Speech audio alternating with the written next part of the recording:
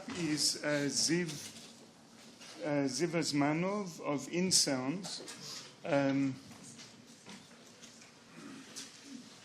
Umri, can you help with the... I don't want to do something too dangerous. Great. Super. Voice to the signal.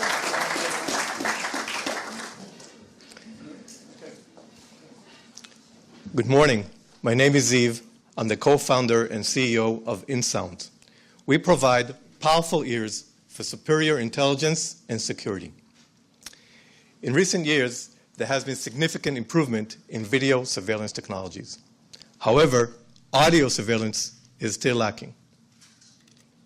Today, there are close to 200 million security cameras in the world, but they are virtually deaf. There are plenty of eyes, but no ears, and the bad guys are taking advantage of it. For example, they have stopped using mobile phones and are meeting in noisy and crowded locations, places such as noisy cafes, crowded restaurants, and busy streets. These places are an audio surveillance nightmare. This is due to their loud dynamic noise, multiple interferers, and poor acoustics. Currently, there are no viable solutions for these critical scenarios. Existing technologies, such as directional microphones and microphone arrays, are ineffective in these conditions. They are simply unable to produce useful audio at the required distance. They either have poor signal-to-noise ratio, SNR, or are impractical in size, or both. To be fair, they were not really intended for these use cases. Law enforcement and intelligence agencies need a game changer, a covert system that can capture important conversations even in very noisy situations. That's where we come in.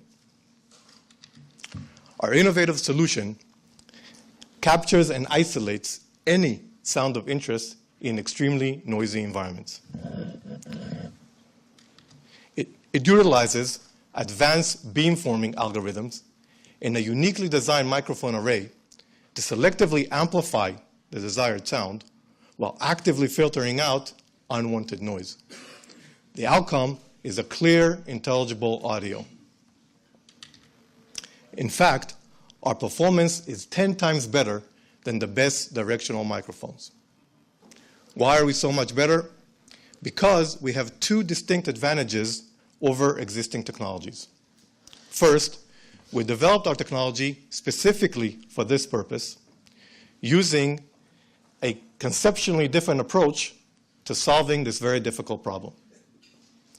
Conventional approaches do more of the same, either make directional microphones more directional or add more microphones to create larger arrays. We, on the other hand, chose to make our solution more adaptive to noise. We developed a novel method to learn and model the attributes of dynamic noise and predict its direction. We then apply this information to reduce the noise while retaining the desired signal, thus achieving maximum SNR. This means greater coverage and superior sound quality.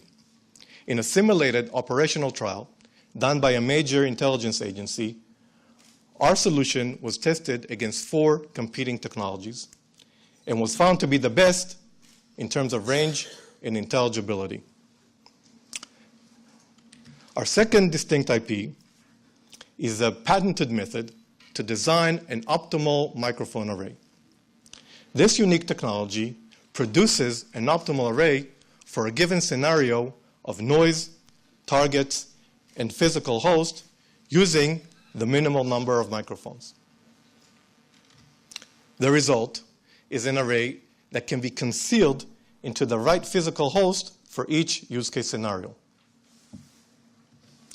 This enables effective audio surveillance where it was previously impossible, providing law enforcement agencies with a game-changing capability in their fight against terror. Lastly, a few words about our team. My partners, Emil and Tomer, have a proven record of solving impossible problems while serving in the elite technology unit of the Intelligence Corp, whereas I bring extensive experience in business and leadership. We currently have a full system prototype and had very successful POC trials with law enforcement agencies and large security companies. Our next milestone is to develop a product for our lead customer. I would like to end with a short clip that demonstrates the capabilities of our technology. I hope you'll enjoy it. Thank you.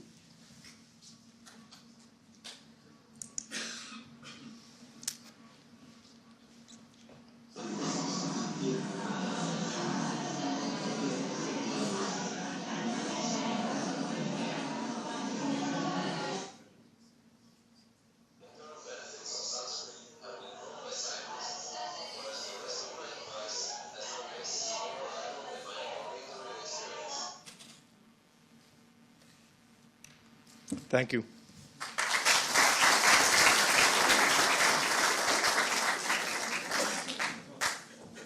Okay, thanks very much. Okay, Moti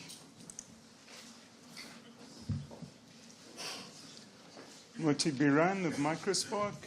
Thank you. Okay. The main goal of the global terror is to block the flow of people and commerce.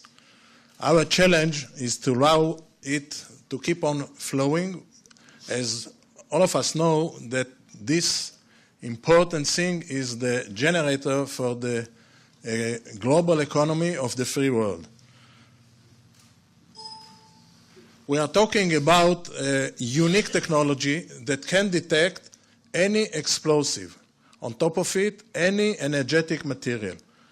This device is portable, and the measurements and the weight is like a regular laptop, very simply operated. It's fast recovery, which is a huge advantage, as most of the current machines need at least half an hour to clean up and to be ready for the next process. The price, it's about 1/10 of the current known machine to us. And at last but not least, this is a special technology that doesn't need a database at all. If we'll compare our technology to the others, we'll find out some significant advantages. The first is that we can detect any explosive. The complexity is very low. Everybody can learn to operate this machine easily. The price is about 1/10, and the warm-up time is far below 20 seconds. The test time is less than a second. It's millisecond, and we are ready for the next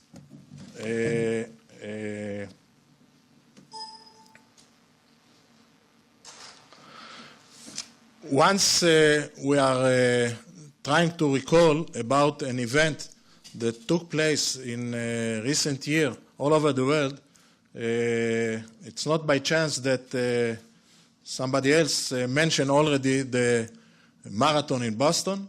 The bombs were prepared in Thailand, close to Bangkok, and the Yemen parcel bomb that was shipped through cartridges, and without intelligence tip from the Saudi Arabian, who knows what would happen? At least one, or even maybe more, aircraft with hundreds of people would be shot, explode, and get down. Our coming major milestones is to get into an operational test. We are ready to manufacture 3 to 5 equipments. We are preparing ourselves to get into detailed design. Of course, we'll wait to have the agreement with a strategic partner, and in less than a year, we'll be ready to manufacture the head series and be able to sell it all over. Concerning the key personnel, I have extensive management experience. I serve many years in combat engineers, and I have also experience in law enforcement.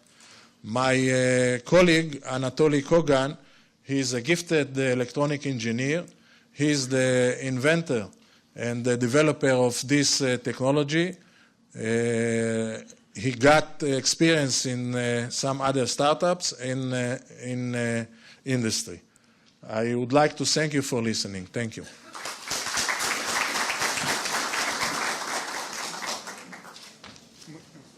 Moti, you still have another minute and a half. You sure you don't want to donate it to another startup? I'm going to use it. Okay. Next up is Shal Aviv of Musketeer. Oh. Thank you. Black? No, thank you. Don't start timing me yet, okay? It reminds me of my discussions with my lawyer, which every second counts, so just a minute, please. Every occasion today happens in popular areas, like this morning in Tel Aviv.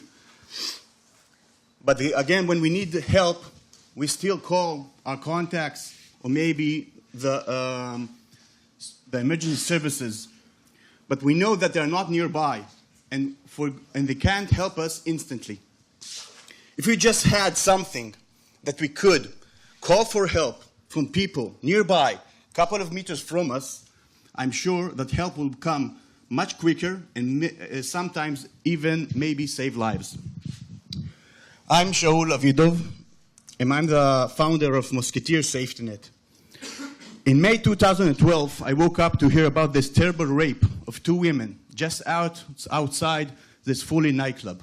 Those two women tried to call for help from their cell phone, but they didn't succeed. I thought to myself that there must be a better way to ask for help, and I started to look for applications for time of distress. I found lots of them, but all of them, till now, works exactly the same. You put down the app, you download the app, and in time of distress, when you push the button, it will notify your contacts and maybe some kind of dispatch you're connected to. But that, as I said before, they are never beside you and can instantly help you. And that's the minute when my vision of Musketeer was born. I wrote on the whiteboard that in time of distress, the first help will come for a person nearby. Back then, I didn't know how, but I knew that if someone inside this club would get a notification on his phone and see that 30 meters from him, there's a young woman in trouble, someone would do something instantly and probably save them both. The second thing I wrote down on the board was Musketeer, because of the movie I liked as a child and their role as the three Musketeers, all for one and one for all. Today, Musketeer is a mobile application which provides users an effective and efficient safety network by building a community of people that are dedicated to providing and giving help for each other or getting help if they're in time of need. Musketeer works on a proven technology of internet that we all are using on a day-to-day basis. It has a very easy and user-friendly interface for everyone. And each alert not only calls and can provide details to the regular emergency services, it also will notify your contacts, and what makes us unique, it's going to tell the Musketeers around you. It's going to find the 40 most closest Musketeers, ordinary people like me and you, and go tell them Shaul is here and is in trouble. And you won't believe how many people are leaving everything and running to help. Every Musketeer that responds to the call can go to the incident, and maybe he's already in the site, and give critical data about what is going on in the site using all kinds of media. Every alert sets into motion a number of things on the same time. You alert, you're starting to transfer information in the chat that is open automatically of this specific event. Everyone can see exactly where you are. You can see all the people that responded to your call, and you reach out for help, as I said before, to people around you. This is the picture of Tel Aviv yesterday. All of these icons are ordinary people like me and you that installed the app, and they know that in time of trouble, people will come and help them, and they are willing to provide help if someone will ask nearby. Now, Musketeer works in lots of areas. One of the areas, of course, is Homeland Security. In Homeland Security, as I see it, there's two big challenges. The first challenge is the information. We need to have answers of 4 big questions. The first thing is to understand that something really happened instantly and not by a delay of an hour or two. The second thing is critical to know the exact location. Lots of times we go out and we are looking where it is. And of course we want to know what has happened and towards who. And the other challenge is, of course, to getting help with the event as quickly as possible. Musketeer solved those 2 problems. I call it the fog of war. But in one click, the Musketeer, first of all, tells something happened. Let's say, like today in the bus, Musketeer will press it. Something happened now. You're going to get the exact location and all the data that people in the site can upload because they're already there. And of course, by tapping and asking for help from people nearby, and maybe a policeman that is on vacation or a medical that just walked 2 streets from there, people can acknowledge, run towards the event, and of course, give help. Now I wanted to show you a quick demonstration about what is going on today. As you know, in time of trouble, a person in distress will call the dispatcher, yells for help, try to explain where I am and what happened. If he understood, and hopefully he will, and I guess we all will hear later on the records of who was reporting about the event in Tel Aviv. He will call the emergency services, and they will reach out. What we are doing today is in one press of a button, 4 things are happening. The first one, of course, but on the same time. First time, the 40 most closest Musketeers will get notification something happened over there, go and help. The second thing is my contacts will know about it. If I'm connected to a dispatch, some kind, he will know also. And of course, the emergency forces will have all the data about where it is, what happened, and if people will provide more data, they will know about it. And I want to tell you that as a just retired colonel in the IDF, this is a critical information for all. Thank you very much.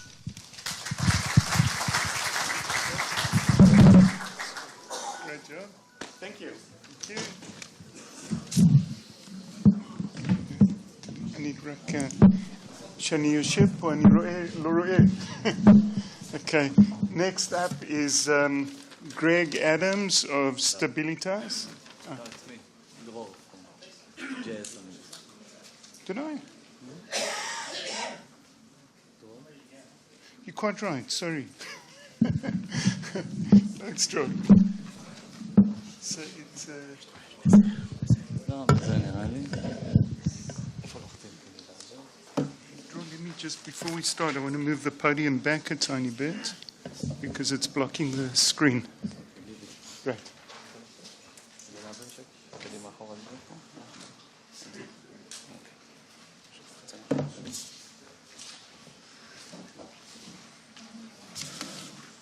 Hello, my name is Dror. I'm a mapping expert, and I'm the co-founder and CEO of Quartet. In the last 15 years, I was involved in many Homeland Security projects.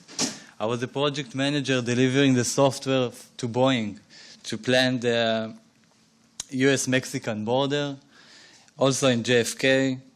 I was planning radars and cameras and observation points at the West Bank, some critical infrastructures, and some IDF classified projects.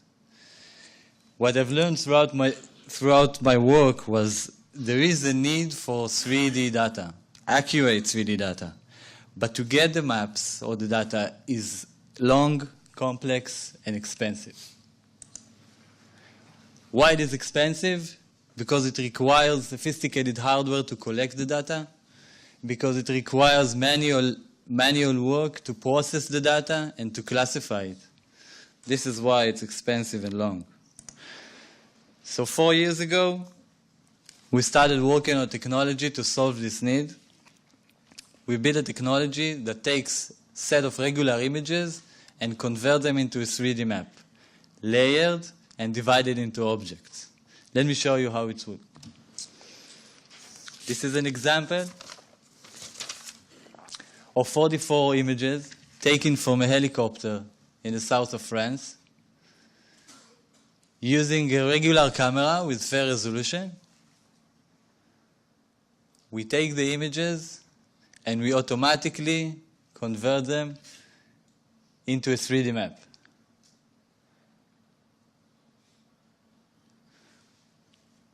Our algorithm,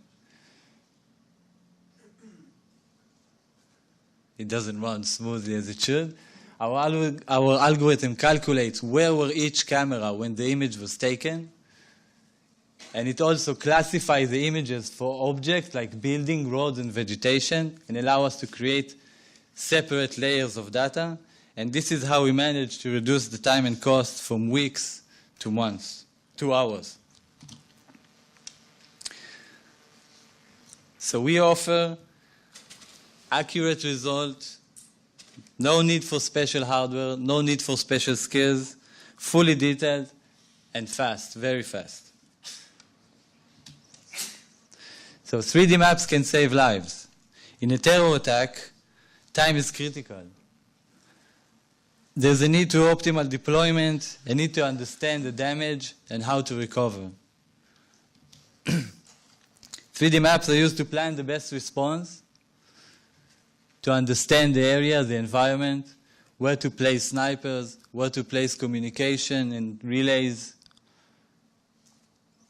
find intersection route, simulate and debrief.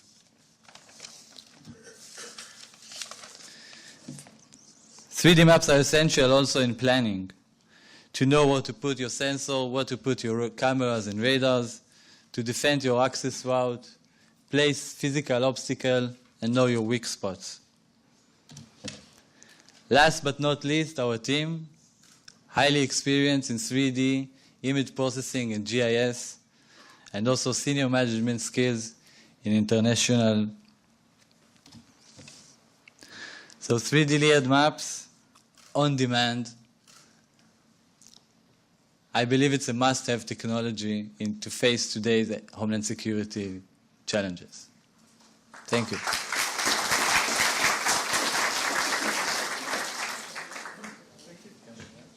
Drew, you have time to have another startup. You left a little bit more than 2 minutes. Next up is Greg Adams of Stabilitas. Greg, thanks. Gideon. Good luck. Thank you much.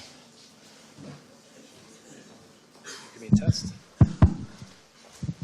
Hi, I'm Greg Adams, co-founder and CEO at Stabilitas. I'm part of a team with 35 years experience in the security space, and we're taking technology that we've seen in the military saving lives overseas while combating terrorism and bringing that technology to everyone.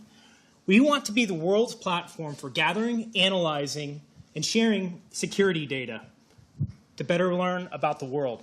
We're going to start with the tool for the international travel space. Think about it. Safety is a fundamental human concern, but when we hop on an airplane, that's when it becomes most relevant to us. Our heart beats a little bit faster when we hit some turbulence. When we're walking down a street in a town we haven't been in, we get a little bit anxious. Multiply that anxiety by 1 billion. That's how many international trips take place each year, and safety and security are reported as the #1 concern of international travelers. But they don't have tools right now for assurance. Until Stabilitas. Stabilitas secures travelers with location-specific safety information and a lifeline to help, all through your smartphone. We see a day in the near horizon when you're buying a plane ticket to go abroad. Instead of buying travel insurance, you'll activate travel assurance through Stabilitas. To get there, we're actually starting by serving business clients. This is going to help us refine our value proposition and bring in initial revenues with a tiered pricing model. It's also because we have a competitive advantage here. Most of the people we're selling to are former military. They understand us, and we have great rapport with them.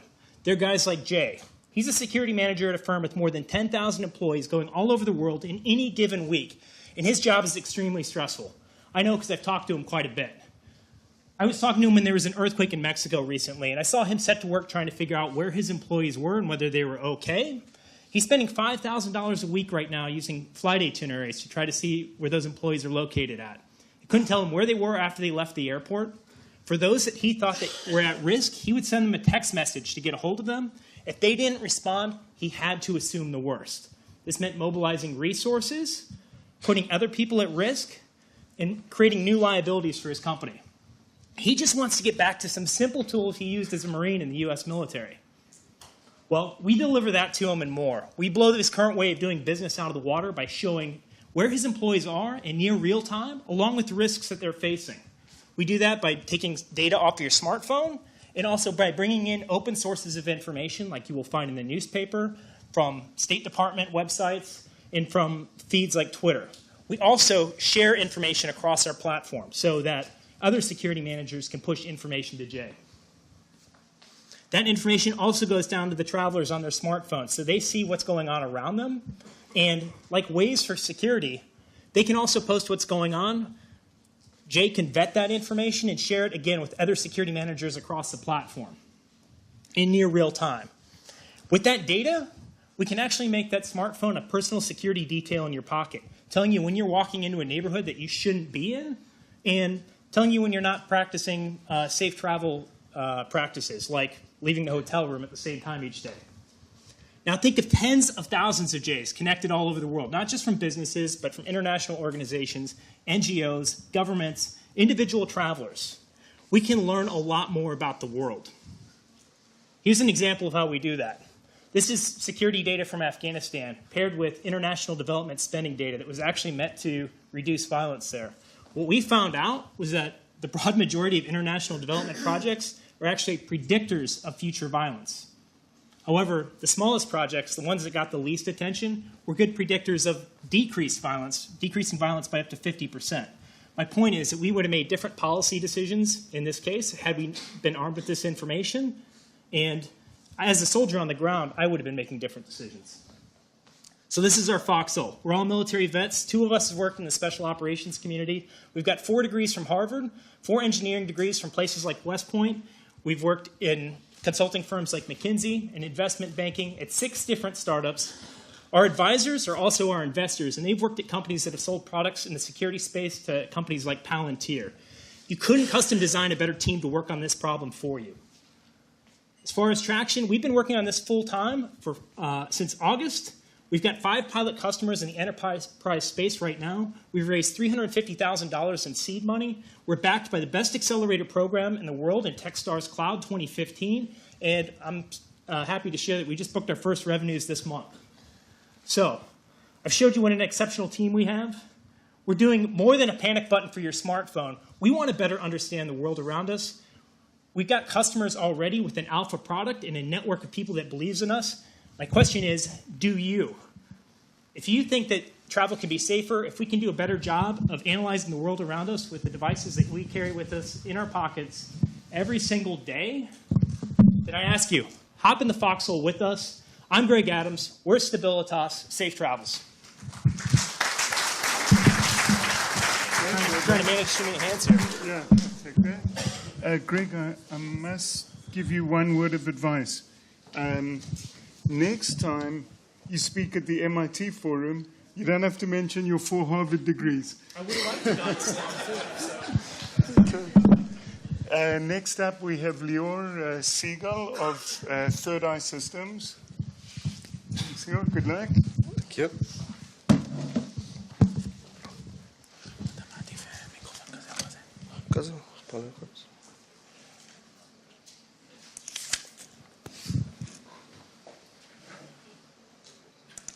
Hi, my name is Lior Segal, and together with my friend Yoel Motola, we decided to develop a system that would have helped and saved the lives of our friends.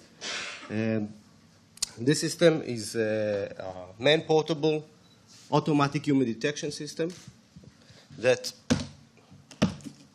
we call it the combat scanner. and this is how it operates.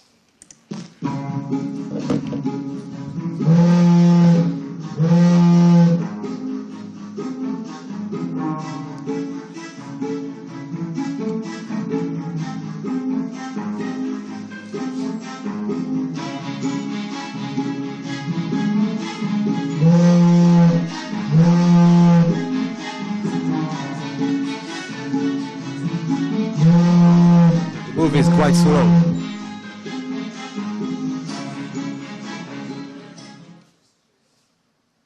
Never mind, it has an additional part, but the idea is that you can use it to search an area. The system continuously scans it for you, allowing you to focus on your mission, and if there is a human presence, it will alert you. Even if you're entering inside the building and there is a corner, you can use it to scan around the corner and get a quick, reliable indication if there's a person in there or not. What it is, the attributes of the combat scanner is it's thermal imager, thermal and CMOS imagers with the brain, which is a real-time algorithm that gives us the reliable indication. Using our interface, which is either a vibration code or a video output, we can transfer the location and orientation of our target. The combat scanner is also a multi-scenario system, meaning you can use it underground in urban, jungle, or forest environments, but it is also a multi-platform system, since you can mount it on a drone or a robot and and bring them an autonomous capability to detect people and operate accordingly. Here we try to examine the impact that the ThirdEye can bring to the world of combating terrorism. We can see we took the prices of other main solutions and how easy they're to use.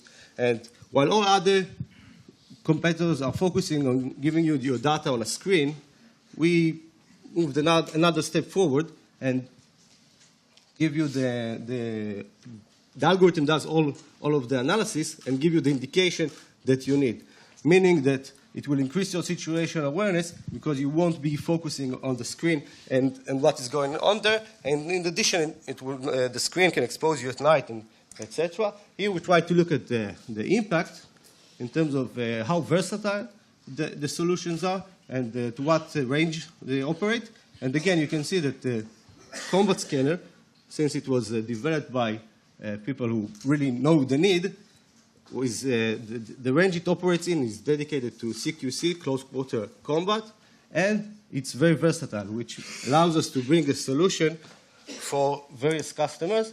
So it's easy to use, you increase your situational awareness, it's versatile and affordable, so hence you can approach from special forces to policemen. As we saw recent history, recent news, there are a lot of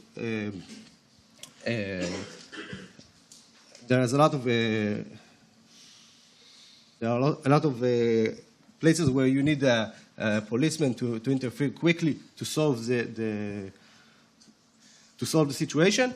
And nowadays we are operating in Israel and in Benelux. We are coordinating our activities with leading Israeli companies and with the IDF, where the system is being tested with excellent results. And these attributes allow us to approach 1.8 million potential users. This is a short roadmap of what we've been developed. Since 2010, we had the first proof of concept. Up until today, where the Ministry of Defense invested in our medium range version. And with your support, we will develop our 100-meter version. We gain a full day capability, and later on, we'll be able to have a version for robots. Oh, thank you.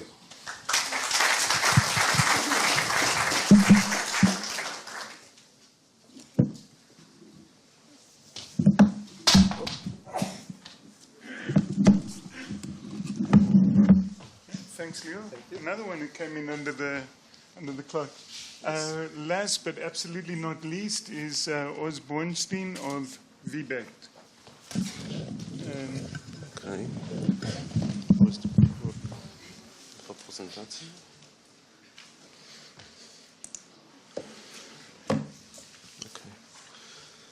Okay, good morning. My name is Oz Bornstein, and I'm the co-founder and CEO of VBact. VBact is an emerging company developing novel solution for real-time detection of bacteria and other microorganisms. And today I wish to present to you the Microbial water scanner, or in short, the scanner. It's a real-time online microbial monitoring of water systems targeting a still large existing gap for automated water security. Which water can we drink? Today we cannot answer this question. There is no technology that can provide us an immediate answer whether the water is clean or safe. We all get our water from various water systems. These are complex networks that reach to almost everybody. One point can distribute to many endpoints. The distribution of the item or the content or the water is invisible to the human eye, and the distribution is fast. Because we are all rely on water, it is classified as a critical infrastructure. Since we are all connected, the impact of microbial water contamination can be significant. It can affect the general public health, the general economy, military activities, depending on the target, and below you can see a few examples of water contamination events and their scope. We still today use 19th century technology as the standard method for bacterial detection. This is the Petri dish on the left. It is a manual process which takes days to complete. Newer methods were developed, but they still lack the sensitivity or only provide delayed result, or complex, or all of the above. VBact wishes to address this gap by enabling direct transformation of water samples into digital information. We can connect our scanner to almost any sampling point, let the water flow through a unique chip that we have developed. We image the water content inside the chip, and we constantly and continuously analyze those images, therefore providing real-time protection. This process is automated and unattended, and therefore provide us 24/7 monitoring. Such performance requires innovations. The main technological building blocks that we have developed are permanent micro flow unit for direct sampling. Second, direct imaging technology which provide us high-resolution imaging while inducing special spectral and optical features to detect and differentiate bacteria from the rest of the particles in the water. And proprietary image processing which can accurately enumerate the entire bacterial population in the sample. As you can see in the image below, it is loaded with bacteria. If you don't, please do consult your optometrist. But I do hope that you already understand that is required for sophisticated optics and algorithms to detect the bacterial presence there. This is the image after the algorithm has detected the bacteria. And on the right side, you can see a zoom in to part of the image showing you how the bacteria looks like. What really sets VBact apart from the rest? First, we have developed a novel direct imaging technology. This is a new technological domain. This is not a me-too. This is not an incremental improvement over other existing solution. We create two layers of information. We amplify the object color while maintaining high-resolution imaging. By integrating both, we get the capability to detect all bacteria in the sample or other microorganisms. We use single-cell methodology, which provides us high sensitivity, which is required for water analysis, and in that sense, many technologies fail. We provide the results right now, not the result right now for yesterday's samples. And our team has a combined expertise in all these technological fields. This is not a single discipline technology company. This is an illustration of the end product. It has a compact design. It requires a minimal footprint. It has alarm notification with standard communication methods. And we are not using any kind of reagent or biomarkers. Therefore, it is a simplified operation. One exceptional feature of the scanner is its capability to create a network of sensors. It can provide us the capability to have a real-time online map of the microbial water status. You can see an illustration of the deployment of the sensor, which represented by the green circles. And now the status is normal. But we have an event, and we can analyze it in real time. We can know where it starts and where it ends. And we can react to that. We can contain the event and prevent the further flow of the contamination to other cities and close the pipelines. The solution is also flexible and scalable. It provides us from tactic to strategic protection, from single buildings to a city and even nationwide, for remote locations like military bases, foreign locations like embassies, isolated locations, off-the-grid locations like ships, and it can be configured for military and first responders as a portable or handheld device. It has also capabilities behind water systems, for example, as a first responder sensor for immediate white powder analysis to determine whether it's a biological event or not. A few words about the company. We are privately owned and funded by the two co-founders. We're already recording revenues for the last few years from projects based on our technology and from joint venture. The scanner status, right now we have a laboratory prototype testing real-life samples, and with minimal additional funding in a few months' time, we can be with operational prototype field demonstrator. So to sum it up, the scanner is a novel technological domain and approach for protection and also to allow response. So keep in mind, we secure water.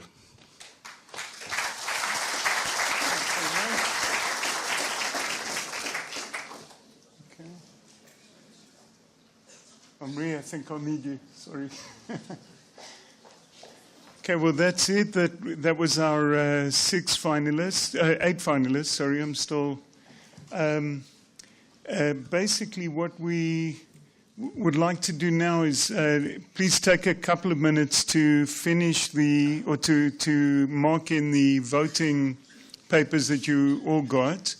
And just a note, since I was asked earlier, please make sure that the votes that the ratings that you give are based on your impression. We're not asking you to vote to guess what the judges are going to think. We're asking you to guess, firstly, to say which one you think is best and which one you think the rest of the audience will think is best. And if anybody doesn't have a paper, Michal on the side has some extras. There's a box to please drop them into on the way out to the coffee break. Invite them all for a quick Q&A to the audience, since we have an extra 20 minutes. We can. Okay. Sure.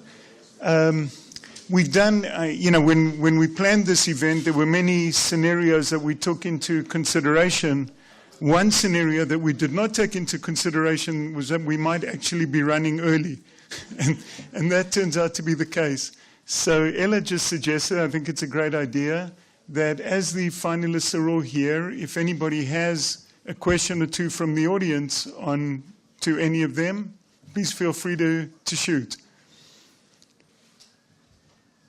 Anybody? Okay. Moti, you're not allowed to have questions. You're one of the finalists. 1 minute and a half. With your permission, I didn't show any picture. The main reason is that later on the other room, we are going to demonstrate our machine, how it works practically. And as we are dealing with explosive, we didn't feel safe to be in this hall with such honorable guests. But it's safe. Appreciate it. Okay, then the other thing we'll do before we... Go ahead, Anna. I wanted to ask about the accuracy of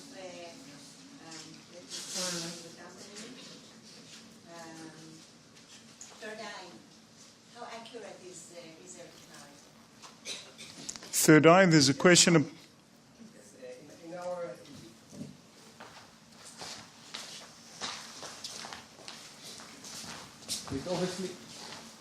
It obviously, as it operates on thermal images, we can surely say that it detects much better than the human eye using our sensors. In our tests, it's above 90% detection, closer to 95%. Actually, it depends again on the environment. Underground and jungle, we have less than 1% false positive. And in urban environment, it's a bit harder, but again, we have a solution for that as well. And also with the support, we can get an even better solution. Okay. Any others or? Okay, I think at this point then we'll if you've all finished voting, we'll call the coffee break a little bit earlier. Please be back here, back in the room by 11:35 or so for the panel discussion. Before you all run out, remember to drop your notes in the box on the way out. Also, a number of startups, some from the first round and some from other combating terrorism technology-related startups, have put roll-ups up in the coffee area. Please make sure to have a look at those. Some of them are already very, very interesting. And you may find the entrepreneurs standing near them, so chat, see what they have to offer, and you'll probably find those of value as well. Thanks, everyone, and we'll see you back here in about